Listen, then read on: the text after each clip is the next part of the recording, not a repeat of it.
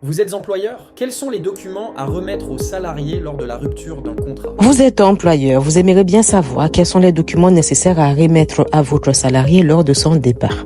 Ou bien vous êtes salarié et vous aimeriez bien savoir quels sont les documents nécessaires à récupérer de votre employeur lors de votre départ de la société. C'est parti. Sachez que lorsque le contrat de travail d'un salarié prend fin, l'employeur a l'obligation de remettre au salarié plusieurs documents qu'on appelle les documents de fin de contrat. Ces documents doivent être remis quel que soit le contrat de travail, par exemple CDD, CDI ou contrat d'apprentissage. Et ce, quel que soit le motif pour lequel le contrat de travail est rompu. Par exemple, licenciement, démission ou rupture conventionnelle. Quels sont donc ces documents? Il y en a 3. Le premier document le plus connu est le reçu de solde de tout compte. C'est un papier qui détaille toutes les sommes qui sont versées sur le dernier bulletin de paye, comme la dernière paye du salarié.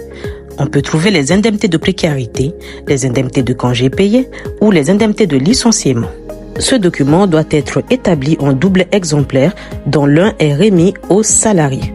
Le salarié peut, sans avoir à se justifier, dénoncer le reçu pour solde de tout compte dans le délai de 6 mois suivant sa signature par lettre recommandée.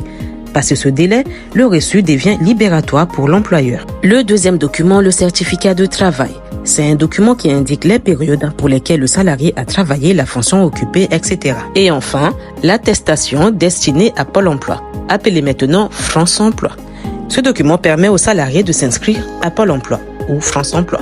Et voilà, il faut savoir que ces documents sont queurables et non portables. C'est-à-dire que c'est au salarié de se déplacer pour venir les chercher. À quel moment il faut remettre ces documents au salarié? Ces documents sont remis à la sortie du salarié, c'est-à-dire lorsque le contrat de travail prend fin. Il n'y a pas de délai prévu par la loi. Donc, la remise de ces documents doit avoir lieu dans un délai raisonnable à l'expiration du contrat de travail. Attention, ces documents ne doivent pas être remis aux salariés avant que la rupture du contrat soit effective. Vous êtes employeur à la recherche d'un prestataire de paye pour vous accompagner? N'hésitez pas à faire appel à notre expertise. Likez et abonnez-vous à notre chaîne pour plus de contenu.